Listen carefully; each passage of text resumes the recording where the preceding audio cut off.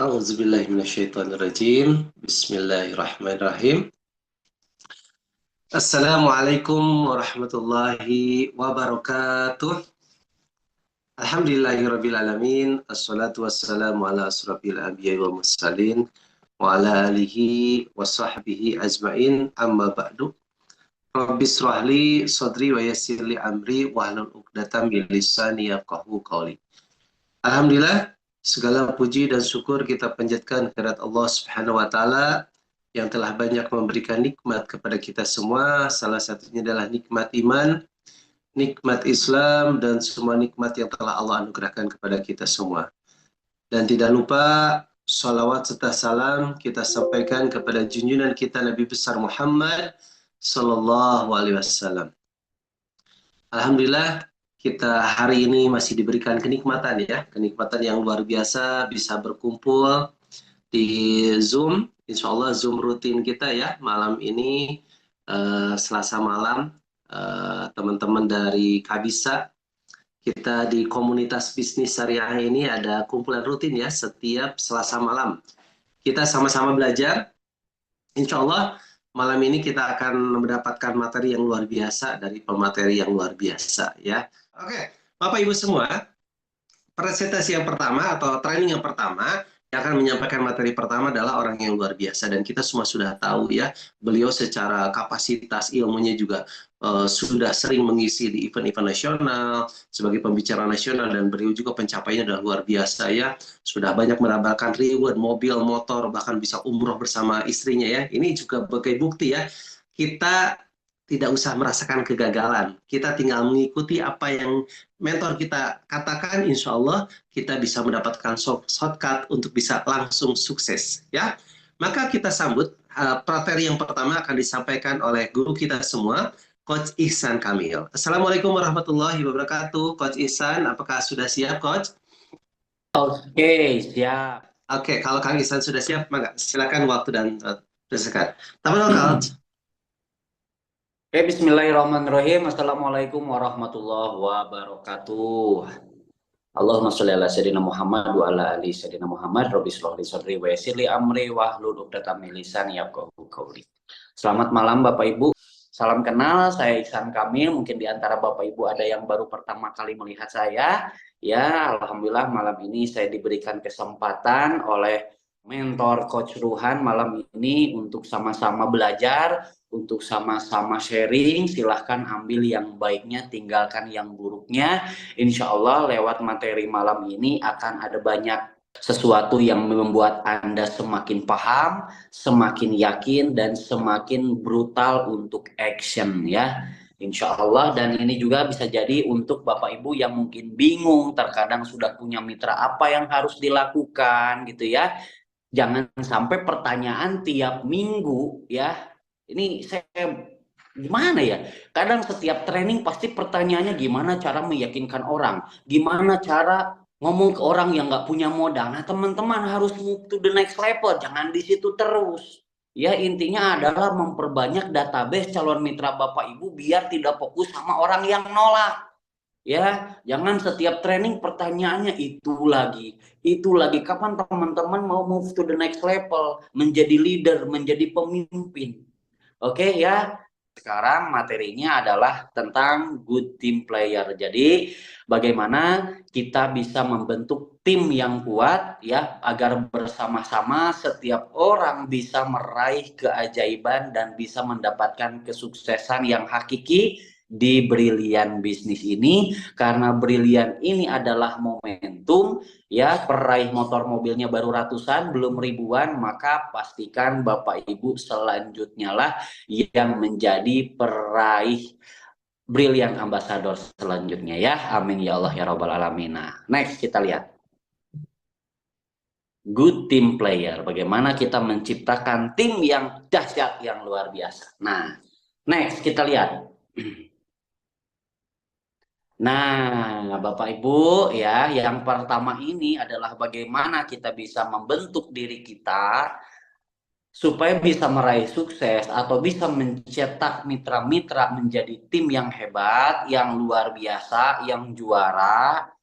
Ingat teman-teman, modal utama Bapak Ibu di usaha ini adalah kalau bergabung belanja kan hanya sekali ya. Nah, yang harus Anda kuatkan, yang harus Anda pahami, yang harus Anda tingkatkan atau skill Anda untuk menjalankan usaha ini adalah yang pertama edifikasi. Ya, edifikasi adalah menceritakan hal positif.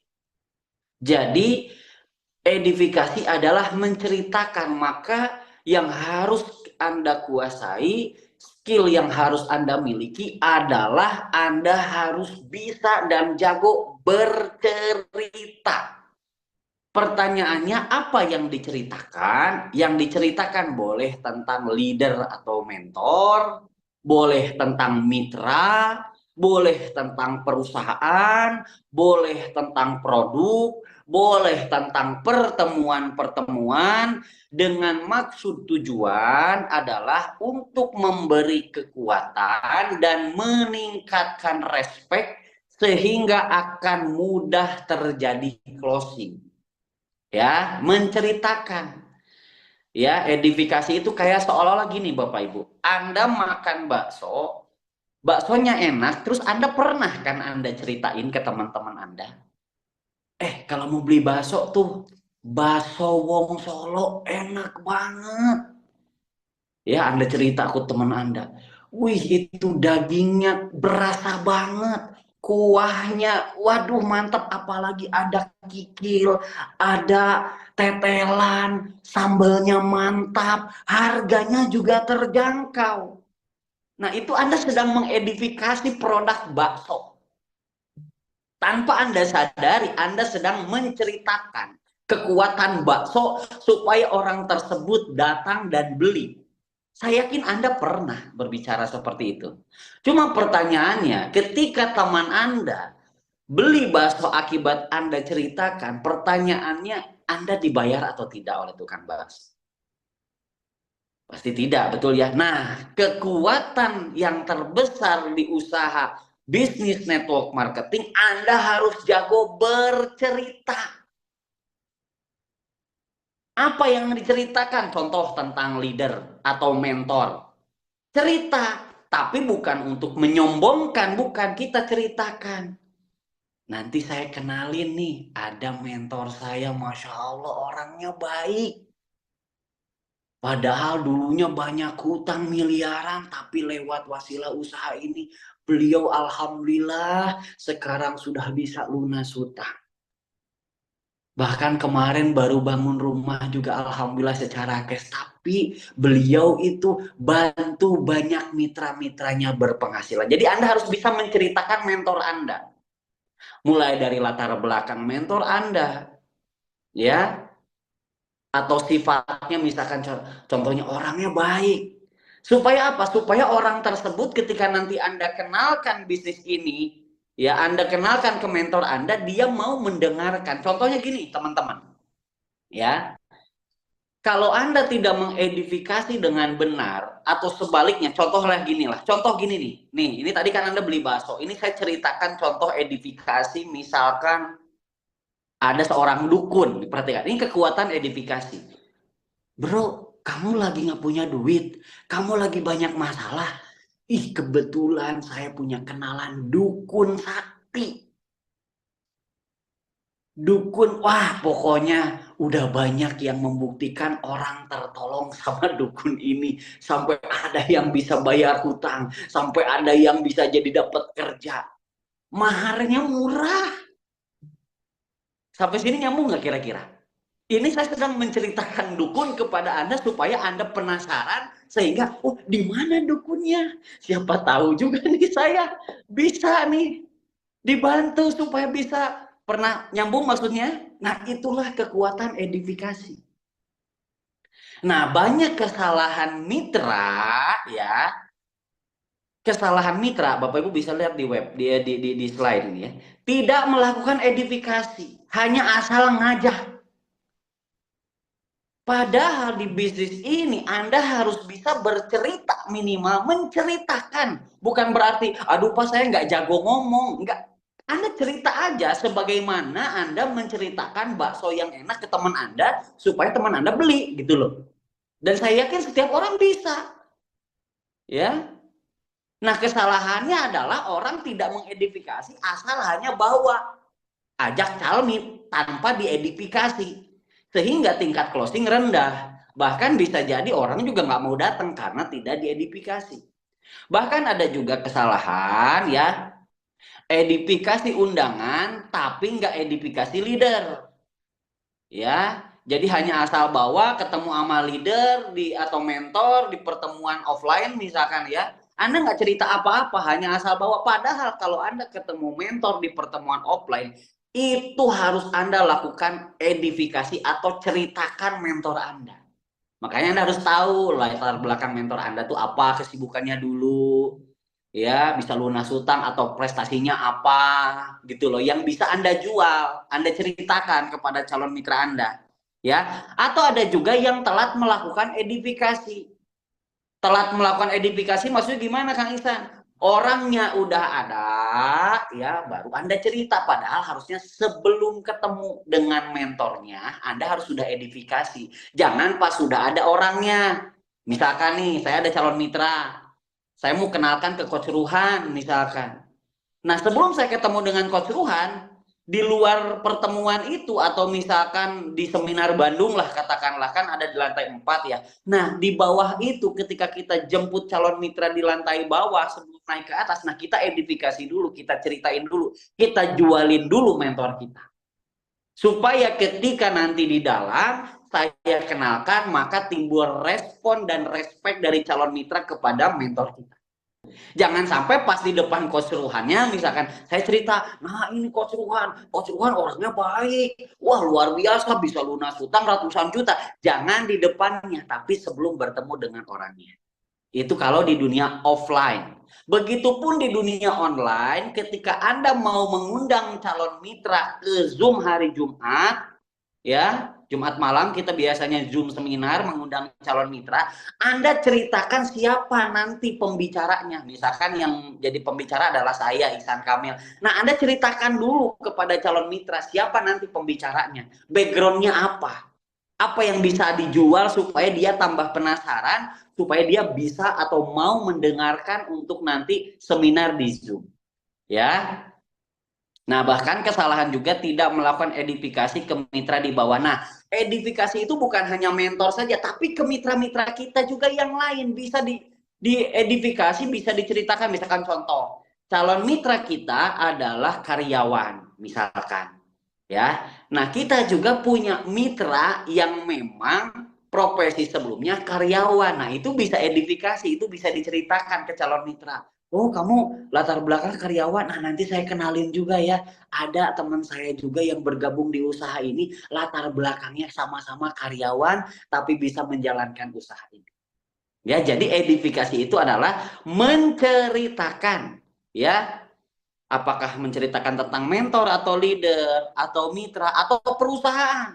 Nah, perusahaan Anda gimana nih contoh mengedifikasi perusahaan? Perusahaan ini Masya Allah luar biasa. Sudah bantu banyak orang, ribuan orang terbantu lunas hutang. Perusahaan ini sudah bersertifikasi syariah. Nah, itu Anda sedang menceritakan tentang perusahaan. Ya, atau Anda menceritakan atau mengedifikasi tentang produk yang sudah Anda rasakan. Wah, luar biasa tuh Alkabes, keren banget. Ada orang udah stroke, alhamdulillah lewat wasilah minum Alkabes secara rutin kurang lebih 3 bulan, sekarang berangsur-angsur sembuh. Nah, itu Anda sedang menceritakan kekuatan produk. Jadi menceritakan atau menjelaskan itu nggak harus dengan marketing plan. Marketing plan itu nanti ketika di seminar.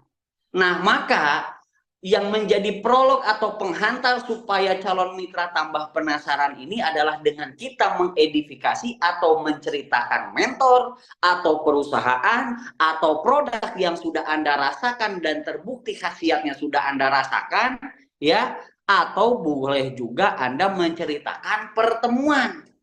Kan kalau kita seminar di Bandung pasti rata-rata lebih dari 100 orang ya.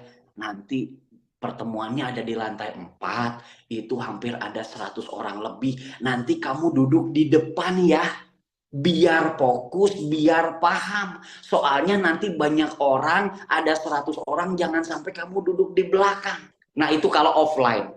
Ya, kalau Anda mengedifikasi pertemuan itu contoh sebagian saja, sisanya silahkan Anda gali sendiri, tanyakan kepada mentor Anda. Karena setiap mentor pasti beda-beda cara penyampaian atau pengajarannya. Ya. Jadi modal utama Anda menjalankan usaha ini harus jago cerita. Nyeritain mentor, nyeritain mitra, nyeritain produk, nyeritain perusahaan, atau nyeritain pertemuan.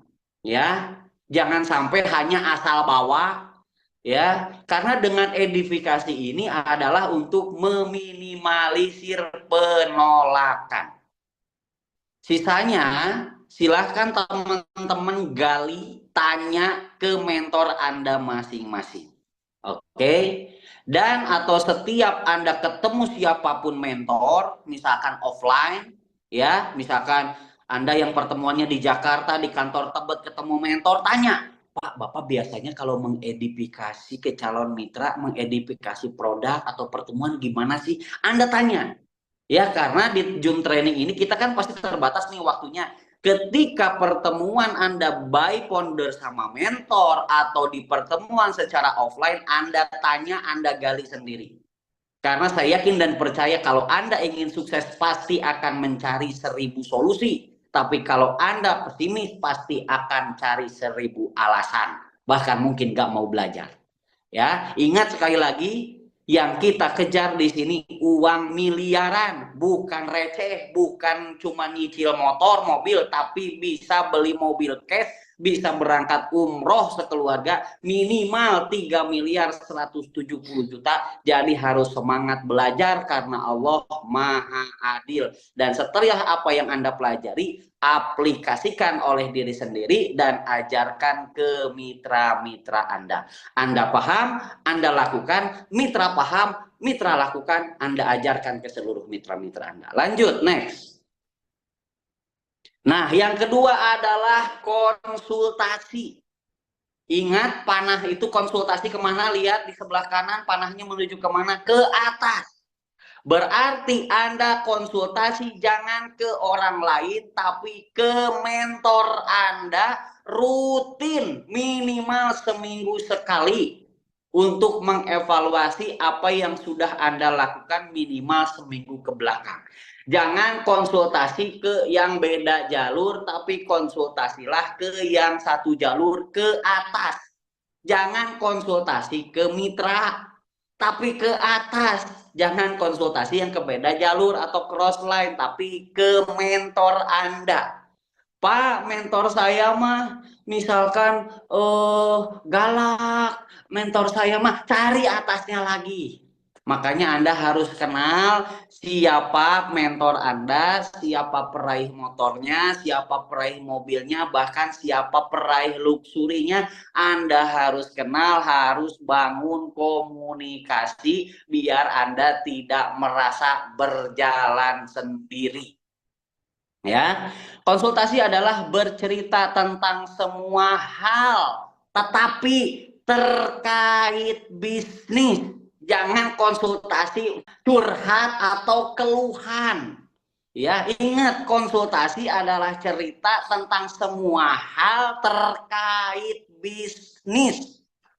Ya, nggak ada cerita anak saya belum bayaran sekolah Bu Mentor. Nah, itu bukan urusan mentor. Ya, yang berhubungan dengan mentor adalah tentang bisnis. Karena banyak di antara mitra-mitra yang kadang ke mentor itu jadi segalanya. Padahal kita masih harus punya batasan, sekedar hanya bisnis. Ya, bukan curhat, bukan mengeluh. Mentor tidak terima keluhan. Ya, tapi apa kinerja Bapak Ibu yang sudah dilakukan selama seminggu, selama sebulan ke belakang, konsultasikan, ya. Nyambung coach, ya. Jadi terkait hanya tentang bisnis kepada mentor Anda yang sukses. Ingat, ke mentor yang sukses.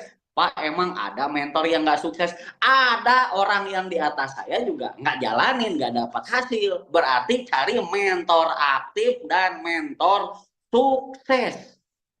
Ya, jangan sampai Anda konsultasi ke mentor yang sama-sama melempem, malah jadi apa? Jadi ngedown berjamaah, bukan semangat berjamaah.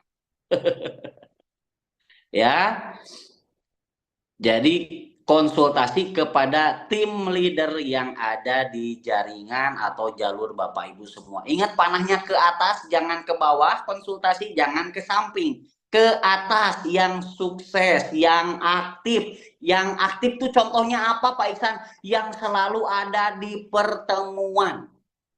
Jangan nanya ke mentor yang nggak pernah ke seminar. Jangan nanya ke mentor yang nggak aktif. Yang ada ngedon bareng Anda, bukan semangat bareng, ya. Tuh kan, oh itu pernah terjadi sama saya, makanya saya pindah mentor. Waduh, jangan juga pindah mentor. Ya, ingat nanti akan dibahas tentang kode etik, jangan pindah-pindah jaringan. Ya, blokir nanti. Cari atasnya lagi kan masih banyak, makanya Anda harus kenal siapa peraih motornya di tim Anda. Tanya ke mentornya, Pak, siapa sih peraih motor di tim kita biar saya bisa konsultasi? Pak, siapa sih peraih mobil cashnya di tim kita? Tanya, bangun komunikasi. Biar apa? Biar Anda nggak sendiri, bahwa yang membina, membantu Anda bukan mentor Anda saja, tapi peraih-peraih di atas Bapak Ibu pun bisa mendorong Bapak Ibu, ya. Karena dengan konsultasi itu sangat penting, apalagi bagi Anda yang masih pemula, nggak pernah bisnis. Jangankan Anda masih pemula, yang sudah hebat saja tetap konsultasi. Apalagi Anda yang baru mulai. Ada yang ditinggalkan oleh mentor, cari mentor ke atasnya lagi, pasti ada. Jangan jadi alasan malah pindah grup gara-gara nggak ada mentor. Ya, ada ke atasnya lagi. Ya, sampai ketemu di founder. Ya, foundernya ada siapa? Misalkan Coach Ruhan atau Pak Haji Adan Haris. Ya, foundernya siapa? Pokoknya cari sampai ketemu di titik founder. Pasti ada. Kalau founder nggak mungkin enggak. Dan founder pasti akan bantu Anda kalau Anda bangun komunikasi yang baik. Ya, oke. Jadi konsultasi itu sangat penting agar Anda dapat mengambil sikap, mengambil tindakan, dan solusi yang tepat serta meminimalisir kesalahan. Nah, sekarang pertanyaannya, sudahkah Anda 1 minggu terakhir ini konsultasi dengan mentornya?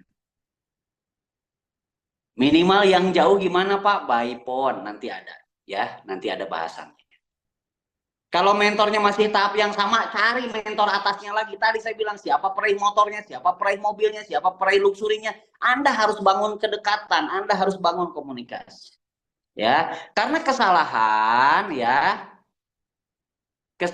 tidak memahami jalur leader aktif yang satu jaringan. Jangan sampai, aduh aku tim siapa ya? Tanya ke mentornya sekarang siapa peraih motor, siapa peraih mobil, sampai foundernya, tanya siapa. Ya, kalau misalkan Anda tidak melakukan itu, Anda akan kebingungan menjalankan usaha ini, ya. Terus kesalahan dalam hal konsultasi, banyak konsultasi ke beda jalur, ke tetangga, atau bahkan konsultasi ke orang lain yang bukan bermitra, ya. Yang Anda ada malah ngedon, yang Anda malah tidak semangat. Ya, jadi sekali lagi konsultasi itu ke atas, ke tim satu jalur. Makanya Anda harus bangun komunikasi siapa peraih motor, mobil, sampai founder. Saya yakin founder Anda pasti akan mendampingi atau membantu Anda, ya. Yang salah apa? Tidak pernah konsultasi, sok mandiri, aku mah kuat. Ya silahkan aja kalau kuat, ya. Karena seorang mentor aja, ya, kelas peraih mobil cash aja, saya pribadi masih sering konsultasi. Apalagi mitra baru, masa iya nggak konsultasi, ya. Jadi jangan sosok kuat, nggak konsultasi. Dan banyak kesalahan malah curhat terus-terusan masalah pribadi. Nah ini nih bahaya.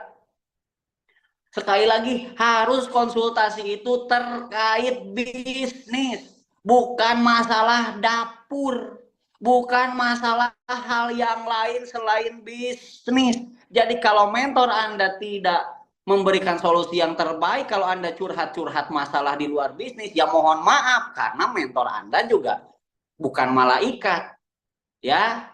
Mereka juga pasti punya permasalahan kalau di rumah tangga dan lain-lain, ya. Jadi hanya terkait bisnis. Terus kesalahan yang lain apa? Seorang upline bercerita tentang masalah. Nah, ini Anda jangan pernah cerita masalah kepada mitra. Negatif itu ke atas, ke bawah itu positif. Bahasanya adalah negatif up, positif down. Ada hal-hal yang pertanyaan yang bikin ragu, tidak yakin atau apapun, ceritanya ke atas. Kalau ke bawah ke mitra-mitra kita hanya ceritakan hal-hal positif.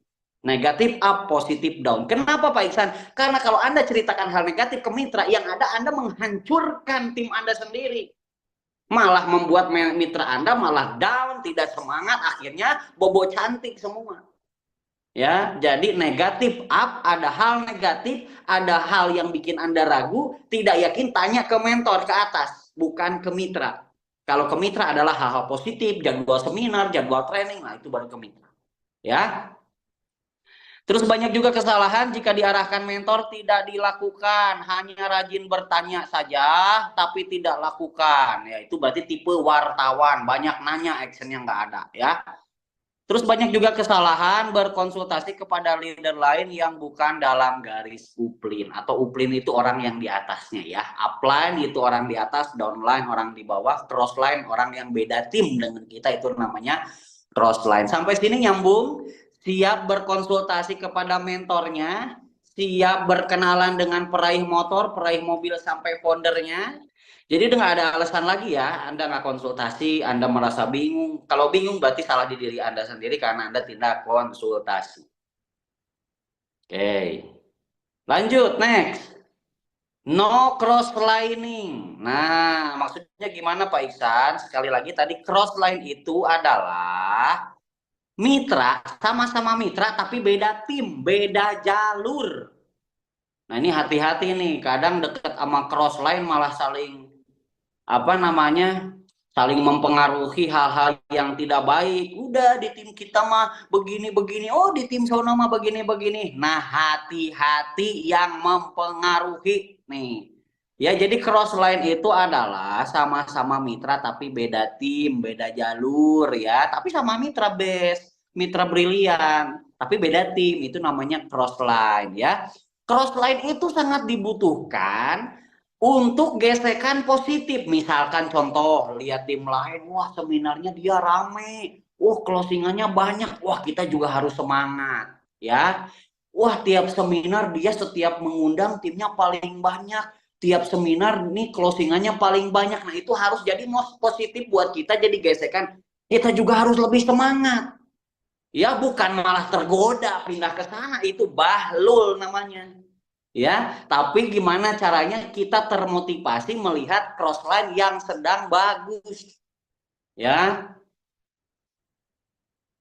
itu bisa jadi gesekan positif teman-teman ya. Crossline itu positif, tapi crosslining negatif. Nah, crosslining ini apa? Artinya adalah membicarakan bisnis dengan jaringan lain, jadi ngobrol tentang base, tentang brilian, tapi dengan tim lain. Ya, yang ujung-ujungnya adalah Anda malah terpengaruh untuk pindah. Contohnya apa? Misalkan minta bantu presentasi atau konsultasi ke tim lain, itu nggak boleh. Ya, nggak boleh karena beda dapur, beda founder, beda tim. Karena setiap tim itu biasanya beda-beda strategi.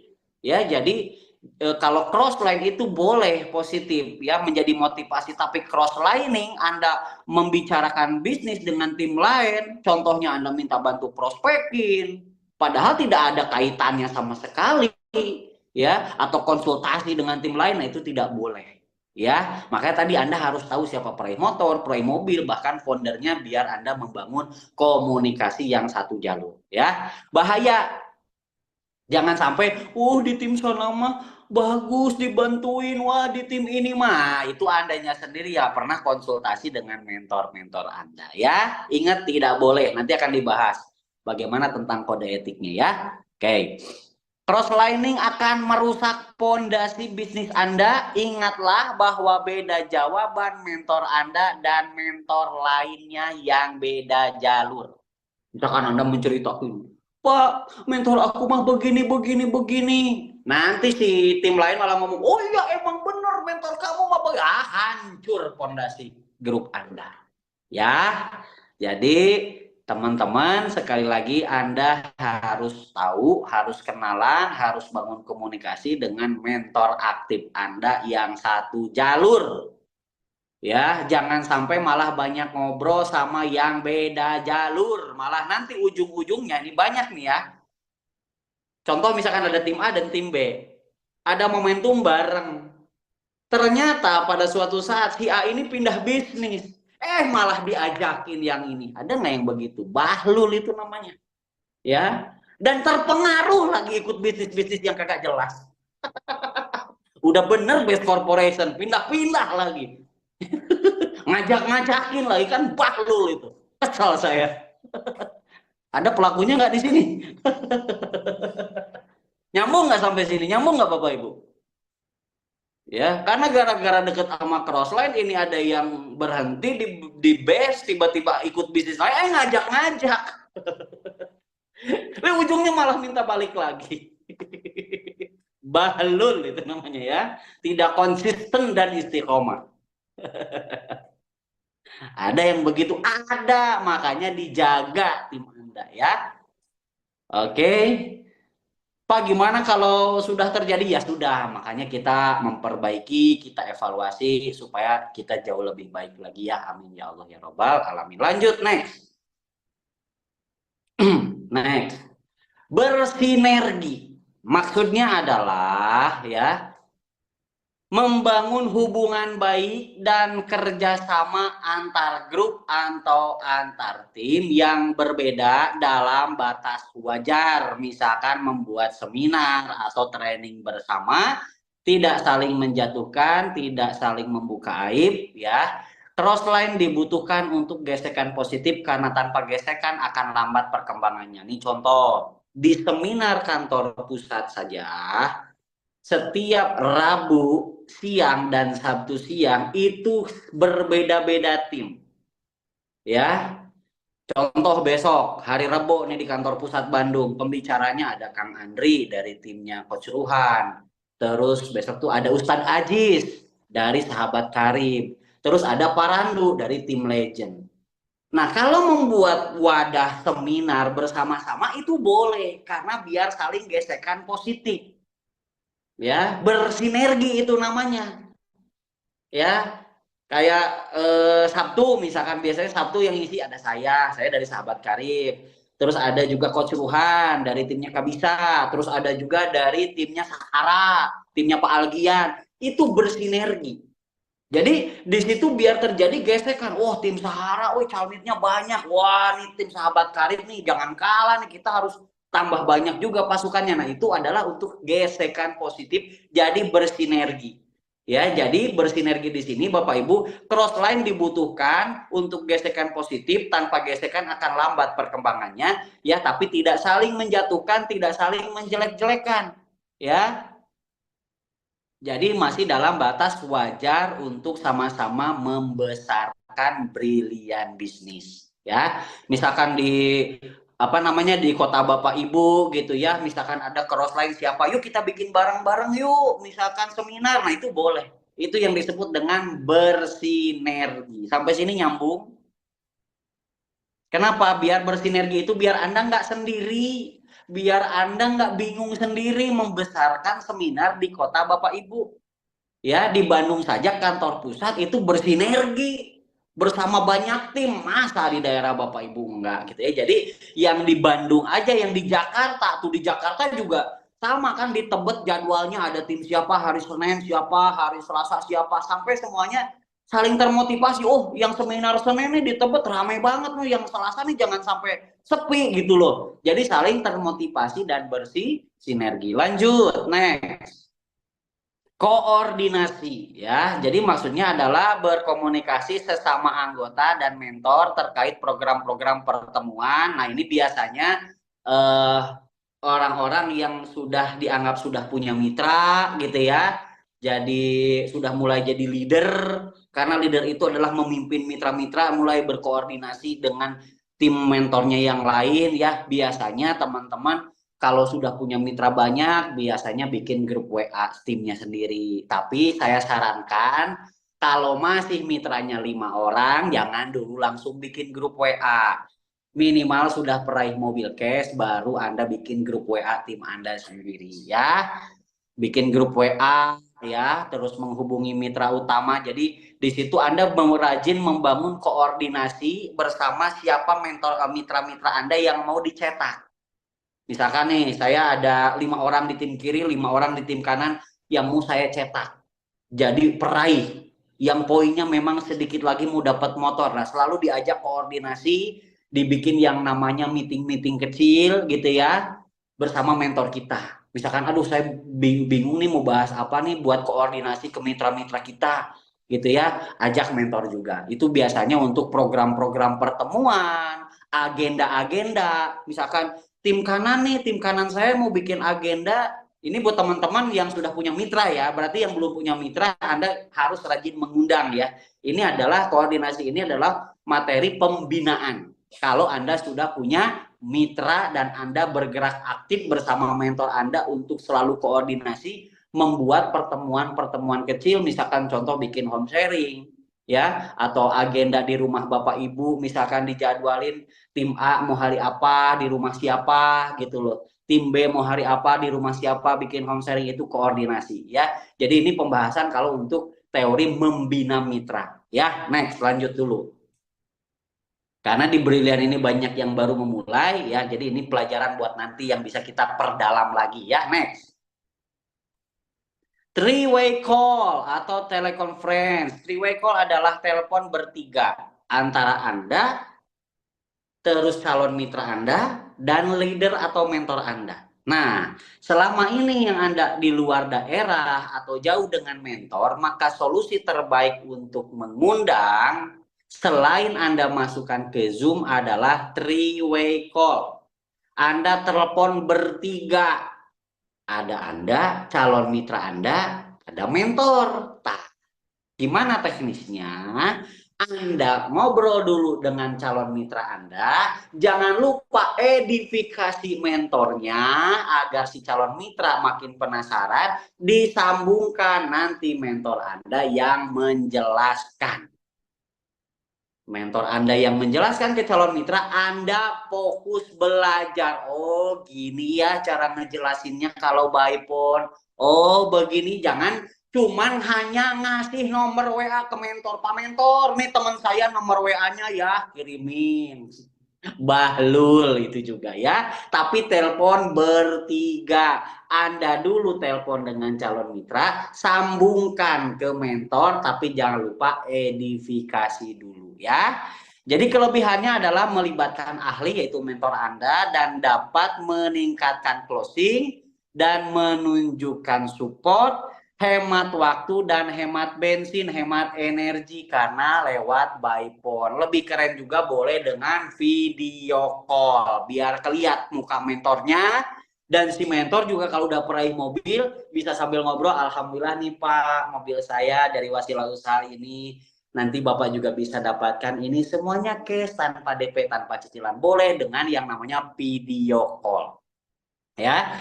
Three-way call dapat dimanfaatkan untuk membantu meyakinkan saat mengundang.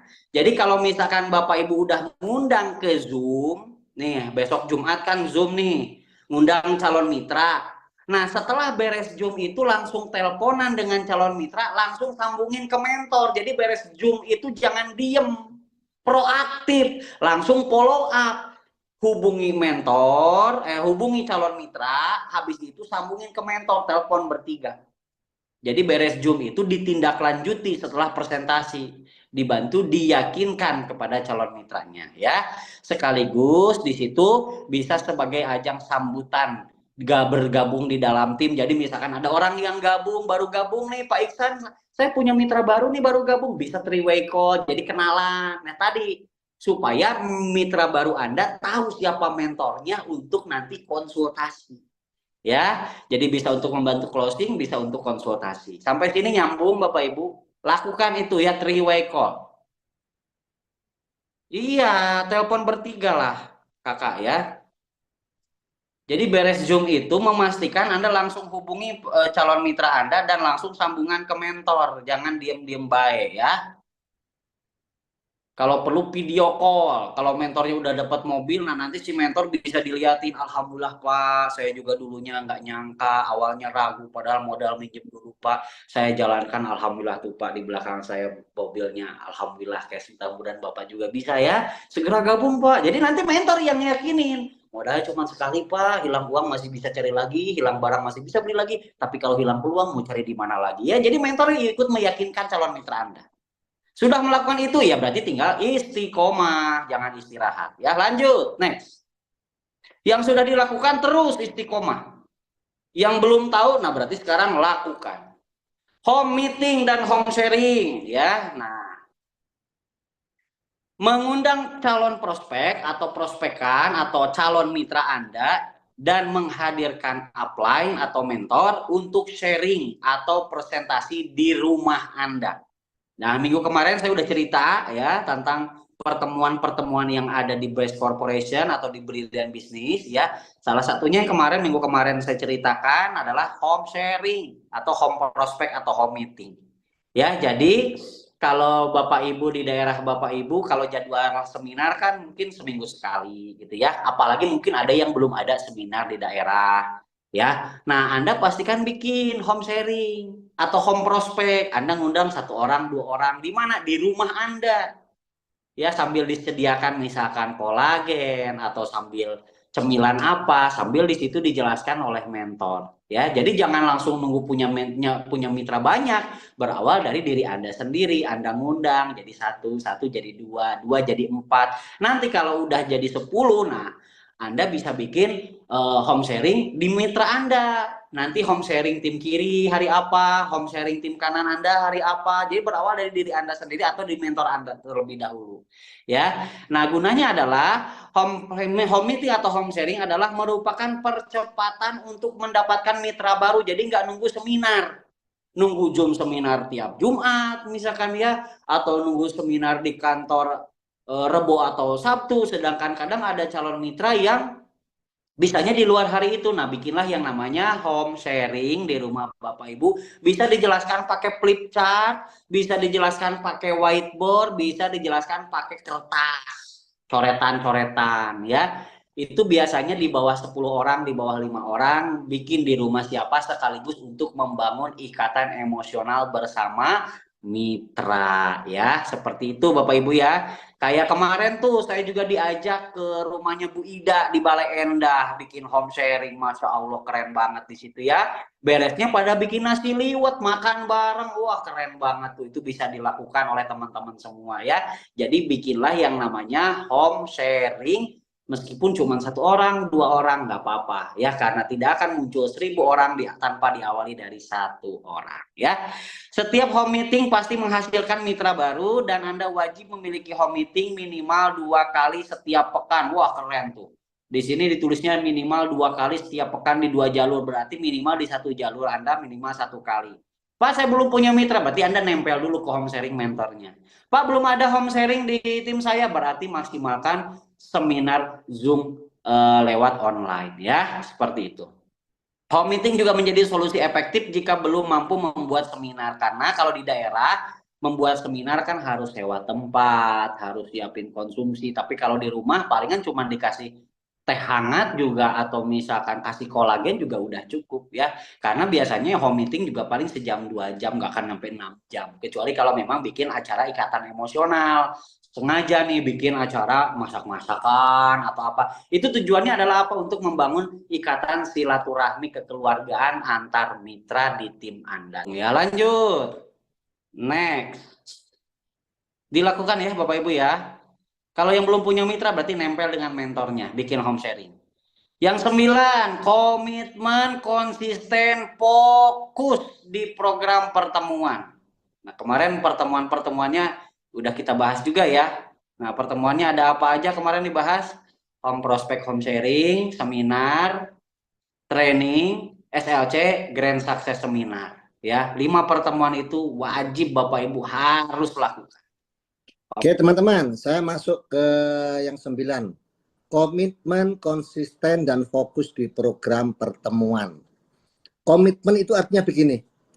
Komitmen itu adalah janji pada diri sendiri untuk siap melakukan apa yang harus dilakukan tanpa membuat alasan.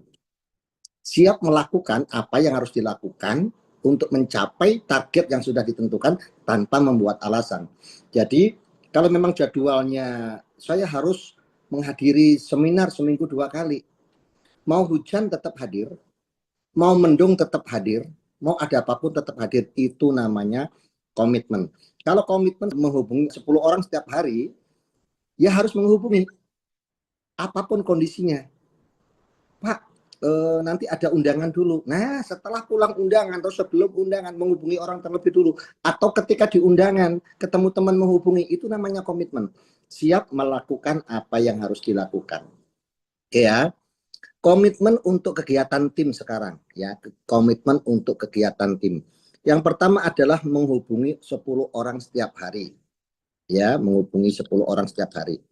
Kemudian minimal 1 kali home meeting dalam seminggu atau home sharing. Kemudian minimal 1 kali seminar dalam 1 minggu. Minimal, artinya kalau lebih dari 1 kali itu bagus. Yang nggak bagus itu adalah dalam 1 minggu tidak. Sebulan sekali, 2 bulan sekali. Itu komitmennya kurang, ya. Konsistennya juga kurang. Kemudian minimal 1 kali ikut training setiap bulan. Apalagi sekarang ada Zoom. Setiap Selasa ada training, ikuti. Artinya kalau setiap Selasa kita hadir, itu 4 kali dalam sebulan, ya. 4 kali dalam sebulan, bukan 1 kali lagi. Terus minimal 1 kali SLC dalam 1 bulan. Ya, ini bagi orang-orang yang memang jaraknya tidak terlalu jauh memungkinkan, ya. Terus kemudian memang sedang tidak punya bayi yang memang tidak bisa ditinggalkan, gitu ya. Minimal ikut SLC 1 kali 1 bulan. Dan wajib ngikutin Grand Success Seminar GSS. Ya. Cik, absen dulu siapa yang kemarin GSS tanggal 23 hadir. Mau dapat duduk atau yang tiket berdiri, silakan hadir. Bu Ika, ya keren Bu Ika. Pak Dedi hadir, oh iya keren ya. Siapa lagi yang kemarin hadir? Sri Dewi, Pak Jaja, Pak Dedi, oh banyak juga yang hadir ya. Ya, teman-teman, itu adalah GSS yang terkeren. Di setting 3.500, masih kurang, bikin tiket lagi 4.000, masih kurang, bikin tiket lagi standing 1.000, masih kurang. Luar biasa antusiasnya, luar biasa antusiasnya. Ya teman-teman, inilah cara bekerja sama bersama tim.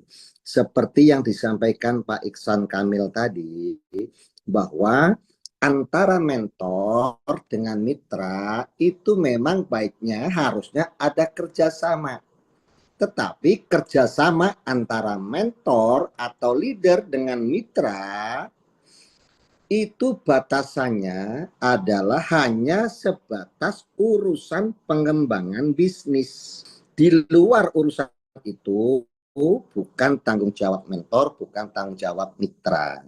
Ya apa saja sih kalau urusan bisnis? Nah, misal, Pak saya mau bikin seminar kecil-kecilan. Ini kayaknya perlu biaya begini-begini. Bagaimana kalau kita patungan? Nah, kerjasama dengan mentor untuk urusan pengembangan bisnis. Pak, saya mau ngundang orang, tetangga-tetangga saya mau saya kumpulin. Boleh nggak saya minta tolong Bapak hadir untuk mengisi, menjelaskan kepada mereka? Itu boleh, minta bantuan seperti itu. Itu kerjasama namanya, karena dalam ranah pengembangan bisnis. Ya, tetapi kalau minta tolongnya urusan pribadi, nah misal nih, Anda teriak-teriak ke mentor, Pak Mentor gimana ya ini, aku bulan depan harus bayar kontrakan, kalau enggak aku diusir, tolong bantuin dong, kan mentor harus tanggung jawab sama mitranya. Nah, ini yang suka kebablasan. Ingat ya, ikut bisnis ini atau tidak, Anda tetap harus bayar kontrakan. Jadi bayar kontrakan itu adalah tanggung jawab pribadi masing-masing mitra. Jadi untuk urusan begini, ya tidak bisa. minta tolong, minta bantuan kepada mentor. Kalau mentornya nggak ngasih, nanti dibilang pelit. Kalau mentornya nggak ngasih, dibilangnya nggak peduli, nggak tanggung jawab. Ya, kan mentor juga punya keluarga. Mentor juga punya tanggung jawab ekonomi terhadap anak dan istrinya. Tetapi kalau bilang, itu tetangga saya mentornya suka bantuin. Kalau ada mentor bantuin mitranya, misalkan bayar kontrakan, misalkan bayar SPP sekolah, misalkan apa lagi ya, bayar pajak motornya, servis motornya, itu jatuhnya bukan tanggung jawab mentor terhadap mitra, tapi itu adalah kebaikan dia secara pribadi terhadap dia sebagai teman. Jadi jangan salah kaprah, jangan salah persepsi ya. Jadi mentor dan mitra sekali lagi harus kerjasama, tetapi dalam batasannya yaitu sebatas urusan pengembangan bisnis. Kalau ada hal-hal lain yang di luar pengembangan bisnis, itu bukan tanggung jawab mentor. Begitupun seperti Pak Iksan cerita tadi, kalau ke mentor itu konsultasi, bukan curhat. Kalau curhat jatuhnya mengeluh. Kalau konsultasi itu jatuhnya mencari solusi, mencari inovasi. Ya, bedakan antara curhat dengan konsultasi. Oke ya. Ya, kita lanjut. Sistem bisa terbentuk dengan komitmen dan konsistensi. Itu betul sekali. Komitmen itu artinya sama-sama siap melakukan apa yang harus dilakukan, baik mentor, baik mitra. Siap-siap melakukan. Yang kedua, siap-siap berani menghadapi resikonya, baik mentor ataupun mitra. Yang ketiga, siap-siap berani berkorban apa yang harus dikorbankan untuk kelangsungan timnya, baik mentor maupun mitra. Siap-siap, harus siap. Kalau memang butuh biaya, mentornya siap keluar uang, mitranya juga siap uang, keluar tiket misalkan, ya. Harus siap. Dan konsistensi. Konsistensi terus dilakukan. Terus dilakukan. Kalau memang sistemnya harus ada home sharing seminggu sekali, harus dilakukan terus. Kalau pesertanya menurun, bukan kemudian memberhentikan home sharingnya, tetapi mencari inovasi, evaluasi, kenapa ini menurun pesertanya? Apa yang harus kita lakukan? Evaluasi, dilakukan inovasi supaya rame lagi ya. Bukan kalau sepi kemudian udahan deh kayaknya nggak cocok ya. Bukan seperti itu ya. Komitmen dan konsistensi. Lanjut, Pak Reza.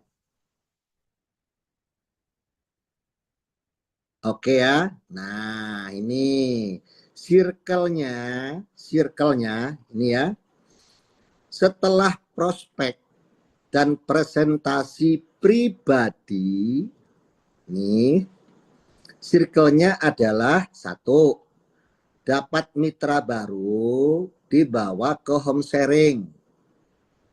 Di home sharing dipanasin.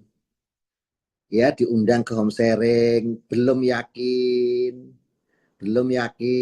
bawa ke seminar yang lebih besar, ke seminar mingguan. Ya, nah kemudian setelah masuk, ajak ke training bulanan, setiap bulan ikutkan training, setiap bulan ikutkan training, setiap bulan ikutkan training. Kemudian ketika ada GSS, kumpulkan mereka semua di acara Grand Success Seminar atau GSS. Ini circle-nya, cara bekerja sama dengan tim, dan ini tidak bisa sejalan hanya komando dari mentor tapi tidak ada respon dari mitra, nggak bisa. Atau mitranya kepingin tapi mentornya dingin, nggak bisa. Harus dua-duanya, harus saling, komitmennya juga harus saling, konsistennya juga harus saling ya. Oke teman-teman, brilian seperti yang ada di layar. Brilian adalah kendaraan yang sangat tepat untuk melipat gandakan penghasilan dan mencapai impian. Bener nggak Pak kalimat ini? Yuk kita lihat. Dalam waktu 7 bulan ini, Mei, Juni, Juli, Agustus, September, Oktober, November, betul. Dalam waktu 7 bulan, itu hampir 600 atau 700 orang yang menjadi peraih. Artinya ada 700 orang yang penghasilannya ratusan juta. Nah, sekarang kalau tidak dibilang brilian ini cara cepat dan tepat melibat gandakan penghasilan, coba uang 2 juta diputar di mana yang bisa menghasilkan ratusan juta dalam waktu 7 bulan. Nggak akan ketemu. Jadi betul, brilian itu adalah kendaraan yang sangat cepat, tepat untuk melipat gandakan penghasilan dan mencapai semua impian. Oke, teman-teman, untuk sukses memang sulit. Ya, sukses itu memang sulit. Harus berjuang dulu, harus ditolak dulu, harus dinyinyirin dulu, harus kepanasan dulu, kehujanan dulu. Sulit. Tetapi lebih sulit kalau tidak sukses. Kenapa? Karena kalau tidak sukses, sulitnya seumur hidup. Tetapi untuk sukses memang sulit, tapi sulitnya paling 1 tahun, 2 tahun, 3 tahun. Setelah itu apa kabar? Merdeka. Tetapi kalau tidak sukses, itu lebih sulit. Kenapa? Karena seumur hidup akan sulit. Oke ya. Wes betul, betul. Oke ya. Oke, untuk hidup Anda cukup bekerja, sedangkan untuk sukses Anda harus berjuang. Ingat ya, untuk hidup Anda cukup bekerja, sekedar hidup. Hidup itu ya makan, minum, tidur, makan, minum, tidur. Tetapi kalau Anda sukses, Anda harus berjuang. Lakukan yang terbaik untuk orang-orang yang kita sayangi, karena hidup cuma 1 kali. Wah, kalau hidup bisa 2 kali, takut tetangga. Ya, saya percaya setiap hari dalam setiap hal saya semakin lebih baik dan lebih baik lagi. Teman-teman, ini adalah kalimat motivasi, kalimat yang bisa digunakan untuk mensugesti diri sendiri. Dibaca setiap hari, apalagi dibacanya sebelum tidur ketika otak dalam gelombang theta. Saya percaya setiap hari dalam setiap hal saya semakin lebih baik dan lebih baik lagi. Dibaca itu sampai tidur, dibaca itu sampai tidur. Atau saya percaya satu hari nanti saya pasti sukses, saya jadi orang kaya, saya jadi orang soleh. Saya akan jadi orang kaya, jadi orang soleh. Saya akan jadi orang kaya, akan jadi soleh. Itu kalau dibaca setiap hari menjelang tidur, di mana otak kita dalam gelombang theta, maka itu akan menghadirkan apa yang kita ucapkan menjadi nyata. Oke, terima kasih teman-teman ya. Oke teman-teman, menutup pertemuan ini saya akan sedikit menyampaikan tentang etika ya, etika di dalam berbisnis. Oke. Teman-teman, sebelum saya melanjutkan sesi yang kedua, saya ingin mengajak teman-teman itu yuk mencari bisnis itu yang mampu mendekatkan kita pada Allah. Mencari bisnis itu yang mampu mendekatkan kita dengan pintu surganya Allah. Supaya apa? Supaya rezekinya berkah. Jangan sampai kita berbisnis, tapi bisnis itu malah mendekatkan kita dengan nerakanya Allah. Saya lebih setuju, lebih senang kalau kita berbisnis di tempat dan dengan cara yang berkah, dengan cara yang membuat kita lebih dekat dengan pintu surganya Allah. Kenapa saya menyampaikan ini? Karena saya tidak ingin teman-teman banyak uang di dunia, sukses di dunia, kaya di dunia, dihormati orang di dunia, mobilnya bagus di dunia, tapi setelah mati masuk neraka. Saya nggak kepingin teman-teman seperti itu. Kenapa? Kalau kita konsep bisnisnya tidak berpikir bagaimana ketika saya bisnis ini, justru bisnis ini harus mendekatkan saya dengan pintu surganya Allah. Kalau kita tidak berpikir seperti itu, maka semua cara akan menjadi benar.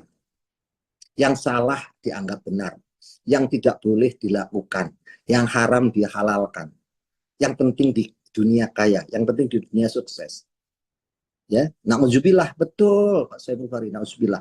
Yuk, mari kita berbisnis dengan cara yang berkah. Oke ya, teman-teman, saya ingin menyampaikan tentang sebuah fakta yang memang teman-teman sering curhat, tapi ini memang tidak bisa dihindari teman-teman, tidak bisa dihindari. Masalah itu akan selalu ada ketika kita berbisnis. Baik itu bisnis konvensional, masalah itu tetap ada. Ada pesaing yang nggak suka, difitnah, tetap ada. Kita ikut MLM manapun, tetap ada masalah. Masalah dengan konsumen, masalah dengan mentor, masalah dengan mitra, masalah dengan konsumen, selalu ada. Nggak akan ada satu orang pun yang nggak ketemu masalah. Begitupun di Brilian. Anda di tim siapapun, mau di tim di bawah Sahabat Karib, di bawah Legend, di bawah Kabisa, di bawah siapapun, masalah itu akan selalu ada. Jangankan berbisnis, mau piknik aja masalah ada. Mau tidur aja kan masalah ada. Jadi masalah dalam hidup ini memang tidak bisa kita hindarkan. Anda berada di MLM manapun, Anda berada di tim siapapun, masalah itu akan selalu ada. Kenapa masalah itu ada? Karena kita hidup. Karena kita hidup. Kalau kita mati, nggak ada masalah. Tapi setelah mati akan ketemu masalah lagi. Oke, yang kedua, teman-teman, saya akan cerita tentang menyampaikan informasi bahwa pelanggaran-pelanggaran itu di setiap multi level marketing itu akan selalu ada. Akan selalu ada. Baik di MLM yang ada kode etiknya maupun tidak. Yang jelas-jelas diatur ada kode etiknya, ada pasalnya, ada sanksinya. Itu aja pelanggaran masih banyak. Apalagi ikut MLM yang nggak ada kode etiknya. Wah, itu hukum rimba, itu jelas ya.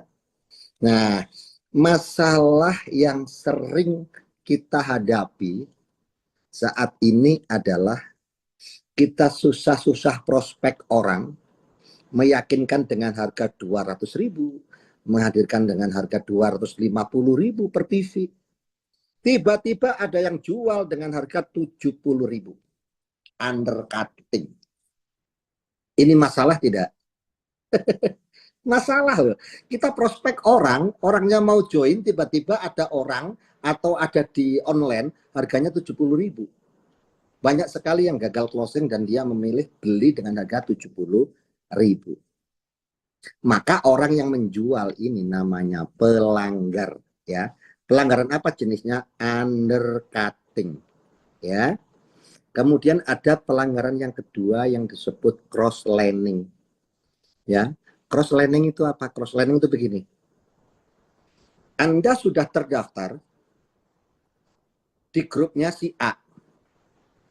Kemudian ada leader lain yang dekat dengan Anda, kemudian Anda diajak pindah ke sana atau diajak mendaftar lagi di sana. Itu namanya cross lining. Itu yang nggak boleh, kata Pak Iksan tadi. Cross line boleh. Bekerja sama bikin acara, misalkan hari Sabtu ada grup saya, ada grupnya Pak Ustadz Aziz, ada grupnya Algian, ada grupnya Randu, itu boleh. Bersinergi, cross line, kerjasama itu boleh. Yang tidak boleh adalah cross lining. Cross lining itu misalkan ketika ngumpul, ada yang mempengaruhi. Tuh lihat, timmu cuma berapa orang? Cuma 2 orang kan? Nggak rame. Coba timku lihat, leaderku lihat. Keren kan? Makanya yang datang rame kan. Oh, yang sukses banyak kan. Udah, daftar lagi aja. Pakai KTP istri. Nah, itu yang disebut cross learning. Cross learning. Mengambil mitra orang lain untuk mendaftar lagi ke tim kita. Itu namanya cross learning. Ya, itu jatuhnya pelanggaran. Dan tahu nggak, saat ini perusahaan sedang marah besar terhadap pelaku dua pelanggaran tersebut, yaitu undercutting dan cross learning. Nanti saya akan sampaikan apa sanksinya. Oke ya? Ya, jadi cross learning itu memang selalu ada. Di MLM manapun itu akan ketemu cross learning, akan ketemu. Kemudian di Brilliant juga, di tim siapapun akan ketemu yang namanya cross learning, cerobot-cerobotan. Akan ketemu tetap ya. Nah, perusahaan mengambil tindakan tegas jika ada pelanggaran undercutting dan cross learning. Saya ada berita valid hari ini sebagai bahan training saya. Ada contoh kasus perlaku undercutting yang kemudian ketahuan, ketangkap. Apa sanksinya? Diblokir ID-nya. Diblokir terlebih dulu ID-nya. Sampai dia mengaku, sampai dia mengganti apa yang menjadi kerugiannya, kerugian mitra-mitranya dan sebagainya. Setelah itu dia menyatakan tidak mengulangi lagi, minta dibuka ID-nya, dan diizinkan dibuka ID-nya, tapi poinnya di reset menjadi 0 kiri, 0 kanan. Anda terima jalankan posisi 00, kalau Anda tidak, monggo silakan. Itulah sanksinya orang yang pelaku undercutting. Menjual produk harga ngawur. Sama. Pelaku cross learning juga sama. Nih, kenapa saya wanti-wanti jangan melakukan cross learning, jangan merayu-rayu mitra orang, jangan coba migrasi mitra orang, mendaftari mitra orang ke tim kita misalkan. Kita bisa sembunyi paling banter 1 bulan, 2 bulan. 3 bulan itu pasti kecium. Kita narik orang masuk ke tim kita, pasti akan kita bantu sampai dia sukses. Minimal ketika dia peraih motor, infonya nyebar kemana-mana. Bapak ini atau ibu ini selamat ya, peraih New Brilliant motor 20 juta. Anda pasti ketahuan. Nggak mungkin nggak ketahuan. Coba kalau kita kembalikan di pembukaan tadi. Kira-kira cara begitu berkah atau tidak? Kita dapat pengembangan bisnis, dapat bonus dengan cara nyerobot-nyerobotin mitra orang. Terus kita dapat bonus. Kira-kira bonusnya baik apa enggak? Enggak berkah, betul.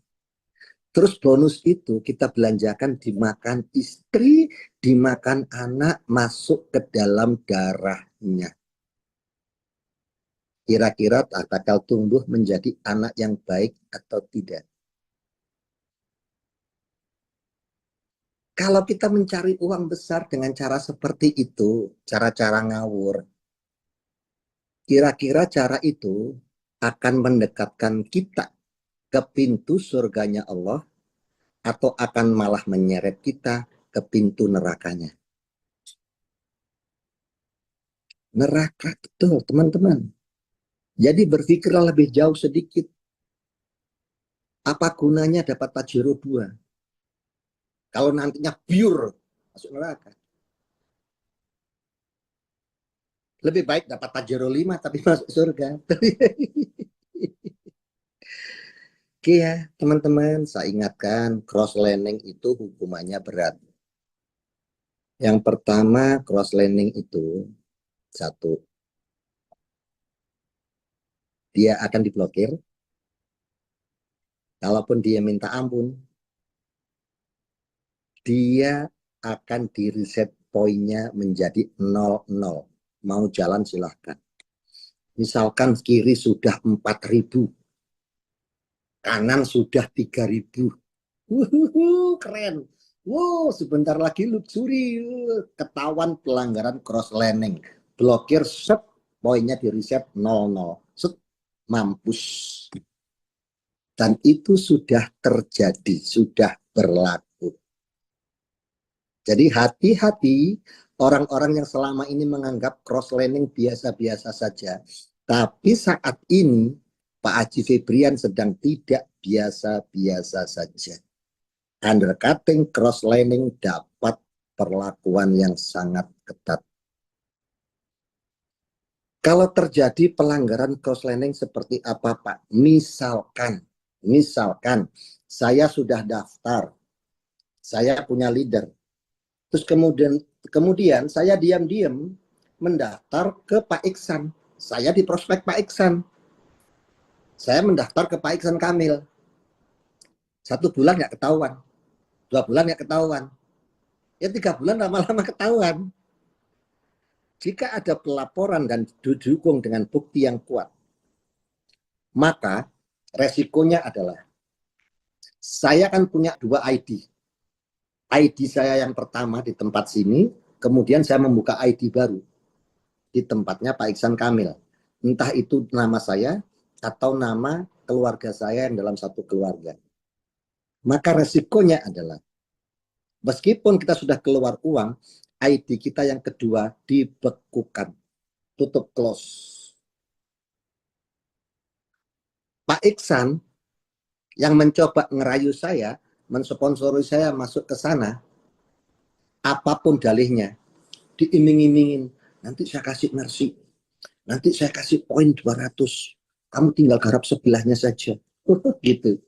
Ketika ketahuan seperti itu, resikonya sponsornya yang mempengaruhinya, yang melakukan cross laning, diblokir. Dan kemudian kalau mau jalan, dibikin poinnya reset 00. Kebayang nggak? Masih berani nggak melakukannya sekarang? Jangan coba-coba ya, teman-teman. Tetapi lebih dari itu nih. Saya akan memberikan sharing kepada teman-teman. Nih ya, Pak, bagaimana kalau misalkan ada mitra kita yang dilanggar? Kita punya tim misalkan, terus tiba-tiba tim kita diserobot sama orang. Misalkan seperti itu, ya. Apa yang harus kita lakukan? Nah, teman-teman, dengar baik-baik. Ini cara berbisnis. Kalau kita ketemu masalah, apalagi kita di pihak yang dirugikan, atau kita dianggap pihak yang merugikan, cara menghadapi masalah adalah yang pertama, kendalikan emosi lebih dahulu. Jangan mengedepankan emosi. Fokuslah pada solusinya, bukan emosinya. Apalagi kalau Anda merasa pihak yang dirugikan. Kok tim saya yang ini biasanya banyak postingan, kok tiba-tiba nggak ada ya? Tahu-tahu dia daftar di tim yang lain, dipengaruhi sama orang lain. Nah, kalau Anda tidak mampu mengendalikan emosi, yang Anda lakukan adalah pikiran menjadi kotor, pikiran Anda kotor, yang keluar pun semuanya kotor. Dasar itu, si kambing, babi, apalagi kucing, semuanya keluar. Semuanya keluar. Semua yang keluar kotor karena pikirannya kotor.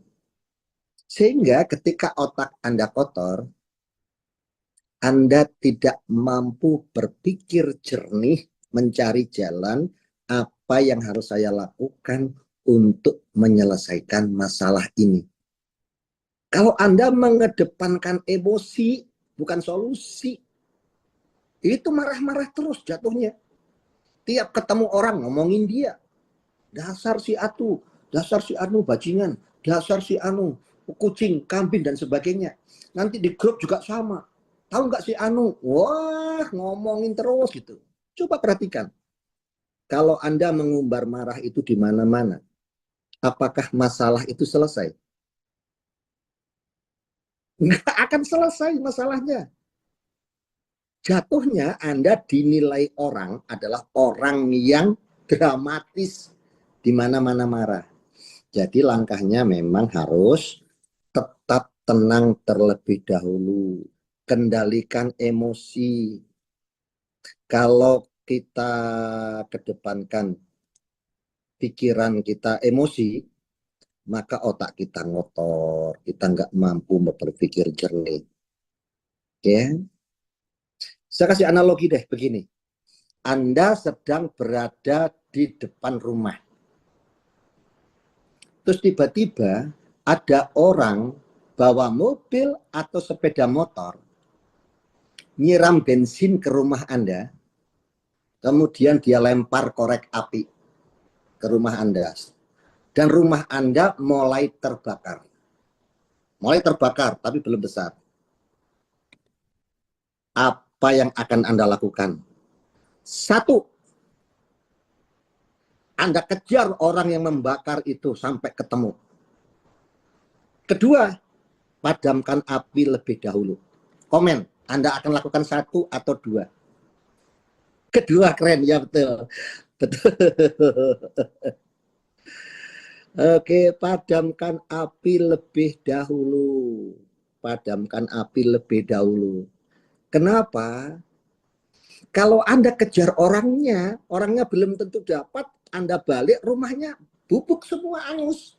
Gak ada sisa. Tetapi kalau Anda padamkan dulu apinya, rumah Anda selamat, anggota Anda selamat. Setelah itu Anda punya waktu luang untuk mencari siapa yang melakukan pembakaran rumah Anda. Begitupun ketika Anda dapat masalah. Yang harus Anda lakukan adalah padamkan marah lebih dahulu. Dinginkan pikiran lebih dahulu. Dengan otak dingin, Anda akan mampu berpikir, mencari jalan keluar, apa yang harus Anda lakukan untuk mengatasi masalah yang bisa merugikan Anda tadi. Oke ya, clear ya, paham ya?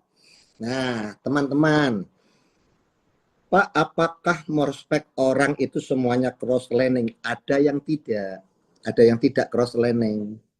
Misalkan Anda punya tetangga yang sudah menjadi mitra di Brilian. Tetapi tetangga Anda ketika dia login statusnya sudah NA atau non-aktif. Nah, setiap ID yang NA itu boleh mendaftar lagi. Jadi kalau tetangga Anda ID-nya NA, Anda bisa menawarkan dia untuk masuk ke dalam jaringan Anda. Itu sah. Cross learning bukan ya. Tetapi kalau tetangga Anda belum NA, Anda bujuk, kamu kan sebelahan rumah sama saya, lebih enak dong kalau satu tim dengan saya. Nah, itu namanya cross learning. Oke ya, itu namanya cross learning. Oke. Yang kedua, Pak, bagaimana misalkan ada orang yang sudah join, Pak. Sponsornya jauh banget di Bangladesh. Nah, sponsornya jauh di Bangladesh. Dimintain tolong ini itu nggak bisa. Jauh di Bangladesh misal ya, ini contoh saja. Saya tidak terbina sama sekali sama dia. Apalagi sekarang dia kabarnya bisnis apa gitu, saya nggak tahu. Oke ya. Nah, bagaimana Pak kalau orang itu kemudian daripada tidak terawat, kasihan dia, mau saya rawat, mau saya bina, supaya dia dapat bonus. Masuk cross learning tidak. Masuk cross learning. Bagaimana caranya supaya tidak cross learning? Supaya tidak cross learning, maka orang yang bersangkutan tadi menyatakan mengundurkan diri terlebih dahulu. Itu di website, itu di menu member ada menu mengundurkan diri. Bukan berarti kalau orang mengklik mengundurkan diri itu pasti disetujui, tidak. Ketika mengajukan mengundurkan diri, tentu saja ada prosesnya. Apa masalahnya mengundurkan diri? Ditanya, habis Pak, mentor saya di Bangladesh. Oh, mentor saya ternyata dia ikut bisnis ini. Oke, perusahaan juga tidak percaya begitu saja. Dikonfirmasi dulu ke mentornya. Kalau ternyata mentornya betul, nah alasan pertama bisa diterima. Kalau ternyata mentornya ditelepon, ternyata enggak Pak, saya masih aktif segala macam, berarti itu akal-akalan saja. Oke. Kemudian kalau ternyata mentornya memang sudah enggak ada nih mentornya, akan ditelusuri ke atasnya lagi. Ada tidak leadernya yang masih aktif? Disampaikanlah ke leadernya. Disampaikan, ada leader yang masih aktif. Coba jalin komunikasi. Pasti akan ketemu jalannya kerjasamanya. Jangan mengandalkan kamu di telepon, kamu yang harus nelpon. Itu leader, kamu harus proaktif, kamu ngubungin dia, kamu minta tolong sama dia. Pasti dibantu kalau kamu aktif menghubungin. Jadi ya, mengundurkan diri boleh, tapi bukan berarti orang yang mengundurkan diri pasti disetujui. Tidak. Ada prosedur, ada persyaratan yang harus dipenuhi. Jika prosedurnya, persyaratannya memenuhi syarat, barulah dia bisa dinyatakan mengundurkan diri. Setelah itu boleh Anda ajak gabung. Itu baru tidak cross-lining. Ya. Oke, teman-teman, mudah-mudahan tentang kode etik ini menjadi bahan bagi kita. Yang pertama, supaya lebih hati-hati kita tidak melakukan pelanggaran. Jangan sampai hanya alasan kepingin naik mobil, menghalalkan semua cara yang halal jadi haram. Akhirnya kita naik mobil dunia, tapi naik neraka di akhirat nanti. Masya Allah, naudzubillah min dalik, jangan. Kalau saya lebih memilih nggak dapat motor tapi surga. Setuju nggak? Saya lebih setuju lagi kalau dapat champion tapi masuk surga. Ayo, saya mengajak kepada teman-teman, yuk kita di dalam melakukan bisnis ini, yuk kita menjadi contoh yang baik buat teman-teman kita, contoh yang baik buat tim kita. Sekali lagi, hidup cuma satu kali, jangan sampai salah langkah. Hari ini Anda menghalalkan semua cara, misalkan sampai dapat mobil, ditepukin semua orang. Semua orang ingin foto, tapi kan orang nggak tahu apa yang Anda lakukan untuk mendapatkan semua itu. Boleh jadi 2 hari kemudian Israel datang dan kita meninggal dengan cara yang sulit atas doa orang-orang yang kita aniaya. Luar biasa ya, jangan sampai teman-teman ya.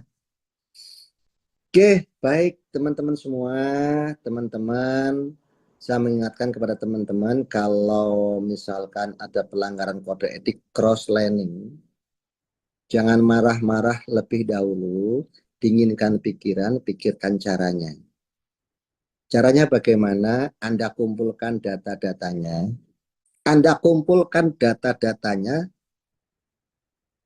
Anda laporkan ke kode etik, pasti ditangani. Jangan cuma lapor tanpa bukti. Jadi kalau lapor, itu ada bukti yang menguatkan, syukur-syukur ada saksi yang menguatkan. Kalau ada pelaporan, semua akan diinvestigasi. Anda akan ditanya, orang yang melakukan cross-learning juga akan ditanya. Nanti akan ketahuan siapa yang melanggar.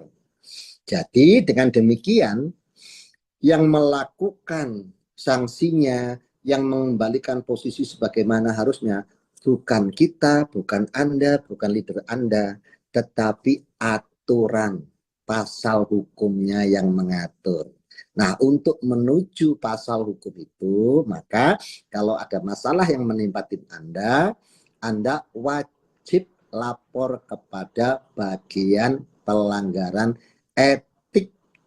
Tapi sebelumnya Anda kumpulkan datanya dulu.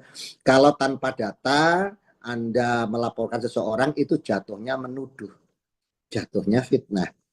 Tapi kalau Anda mau melaporkan harus dibarengi dengan data. Ya, Insya Allah teman-teman, saya pribadi akan kawal teman-teman. Saya ingin di jalur yang legal. Ya, terima kasih teman-teman. Semoga urusan kita dimudahkan oleh Allah. Semoga kita bersama keluarga selalu Allah sehatkan semuanya. Semoga Allah cukupkan rezeki kita seumur hidup. Semoga Allah jauhkan kita dari hutang dan riba sepanjang hidup. Semoga Allah kabul cita-cita kita. Semoga Allah mampukan kita semua berangkat umroh haji sebelum kita meninggal dunia. Terima kasih. Assalamualaikum warahmatullahi wabarakatuh. Saya kembalikan kepada Kang Andri. Siap, sekali lagi terima kasih untuk Coach Ruhan Yudhistira yang telah banyak memberikan ilmu untuk kita semua, memberikan motivasi, memberikan jalan keluar bagi semua permasalahan kita ya. Terima kasih sudah dijelaskan panjang lebar tadi pertama oleh pemateri kita Coach Ihsan Kamil, dilanjut sama Coach Ruhan Yudhistira. Sekali lagi kita ucapkan terima kasih, jazakallahu khairan, dan saya juga ucapkan terima kasih buat teman-teman semua, para mitra Brilliant Biz, para teman-teman mitra kami, komunitas bisnis syariah. Semoga kita bisa menjaga muamalah kita, tetap menjaga kehalalan bisnis kita supaya mendapatkan keberkahan dari Allah Subhanahu wa taala. Terima kasih sekali lagi teman-teman semua. Semoga apa yang kita cita-citakan segera dikabulkan oleh Allah Subhanahu wa taala. Selamat beristirahat. Untuk yang muslim, mari kita sama-sama tutup dengan membaca hamdalah dan doa kifaratul majelis. Alhamdulillahirabbil alamin. Subhanakallahumma wa bihamdika asyhadu an la ilaha illa anta astaghfiruka wa atubu ilaik. Wassalamualaikum warahmatullahi wabarakatuh.